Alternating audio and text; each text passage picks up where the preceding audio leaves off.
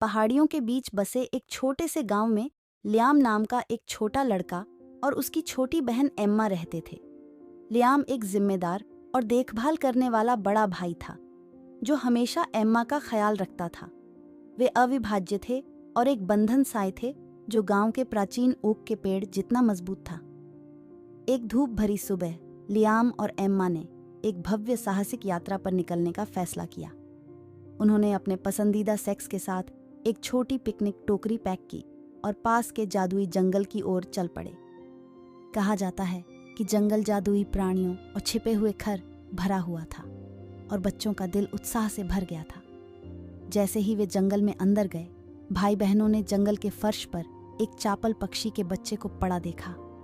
उसके छोटे पंख जख्मी हो गए थे और वह मदद मांगते हुए दयनीय रूप से चहक रहा था। लियाम के दयालु खबाव में हलचल मच गई और उसने धीरे से पक्षी को उठ अपने हाथों में पकड़ लिया। पक्षी की भलाई के लिए चिंतित लियाम ने सुझाव दिया कि वे इसे घर वापस ले जाएं और इसकी देखभाल करके इसे फिर से स्वस्थ कर दें। एम्मा की आंखें सहमति से चमक उठीं और उन्होंने घायल पक्षी को अपनी टोकरी में लेकर अपना रास्ता बदल दिया।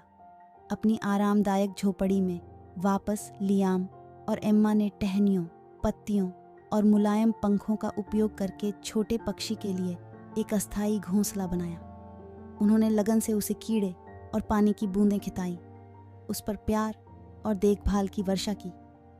दिन हफ्तों में गए और पक्षी मजबूत हो गया। जल्द ही अपने घोंसले के सुरक्षित दायरे में अपने पंख फड़फड़ाने लगा।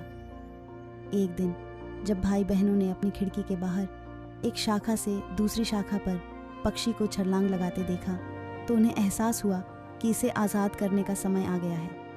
उन्होंने दरवाज़ा खोला और पक्षी एक पल के लिए झिझका और अपनी आंखों में कृतशत 7 बच्चियों की ओर देखा और फिर पंख फड़फड़ाते हुए वह खुरी से बहकते हुए विशाल आकाश में उड़ गया, मानो कह रहा हो अन्यवाद। जैसे ही उन्होंने पक्षी को क्षितिज में गायब होते देखा, एम्मा ने लियाम की आस्तीन खींची और पूछा, लियाम, हमने पक्षी को जाने क्यों दिया? हम इसे हमेशा अपने पालतू जानवर के रूप में रख सकते थे। अपनी बहन की भावना समझकर लियाम मुस्कुराया। एम्मा, उसने धीरे से कहा, हमने उस पक्षी की मदद की जब उसे हमारी सबसे ज़्यादा ज़रूरत थी। लेकिन किसी जंगली और आज़ाद चीन को अपने घर में फंसाकर रखना सही नहीं है। सच्चा प्यार तब जाने देना है जब वह किसी के लिए सबसे अच्छी चीज़ हो, भले ही थोड़ा दुखी करता है। पक्षी भी आज़ाद होने का हकदार है, ठीक वैसे ही जैसे हम करते हैं। एम्मा ने एक पल के लिए उसकी बातों पर विचार किया। उसकी आंखें समझ से भर गईं। उस दिन के बाद से लियाम और एम्मा को पता चल गया कि उनकी दयालुता के कार्य ने उन्हें धार और करुणा के बारे में एक अमूल्य सबक सिखाया है।